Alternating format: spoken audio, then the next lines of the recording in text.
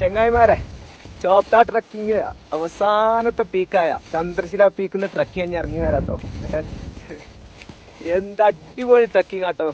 വളരെ അഡ്വഞ്ചർ ആയിട്ടുള്ള ട്രക്കിംഗ് തന്നെയാണ് ചോപ്ത ട്രക്കിങ്. ഏകദേശം 8 കിലോമീറ്റർ ആണ് ഇതിന്റെ ഏറ്റവും പീക്ക് ലെവൽക്കുള്ള. ഏകദേശം 4 മണിക്കൂർ ട്രക്കിങ് വരുന്നുണ്ട് കേട്ടോ.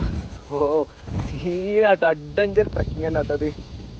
നമ്മുടെ ജീവിതത്തിൽ ഒരിക്കലെങ്കിലും മസ്റ്റ് ട്രൈ ആണ് ഈ ചോപ്ത ട്രക്കിങ്. വിന്ററിൽ അടിപൊളിയാണ്, സമ്മറിലും അടിപൊളിയാണ്. ഒരിക്കലെങ്കിലും വന്ന് നിങ്ങൾ ഈ ഒരു ചോപ്ത ട്രക്കിങ് ചെയ്യണം. കാരണം കാശ്മീരിൽ നിന്ന് ഒന്നല്ല നോക്കുമ്പോൾ ഈ ട്രക്കിങ് അത് അടിപൊളി സീനാണ് മക്കളെ, സീനാണ്. നാട്ടിലുള്ളവർക്ക് ഇങ്ങോട്ട് പോരിട്ടോ. നാട്ടിൽ കഴിഞ്ഞിട്ട് കാര്യം ഇവിടെ വന്ന് ഹാപ്പി ആയിട്ട് സന്തോഷമായിട്ട് ഈ പഠിച്ചാനെ ദുനിയാവൊക്കെ കണ്ടിട്ട് ഹാപ്പി ആയിട്ട് പഠിക്കുമ്പോൾ നോക്കിങ്ങള്.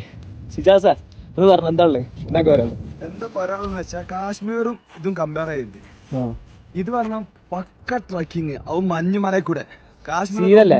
ഒന്നല്ല, അടിപൊളി സാധനം. 4-5 മണിക്കൂർ ട്രക്കിംഗ് ഉണ്ട് നടക്കാണ്ട്. 4-5 മണിക്കൂർ അഡ്വഞ്ചർ ട്രക്കിംഗ് ആട്ടോ, ഫുൾ അഡ്വഞ്ചറാ. നോക്കിങ്ങള്.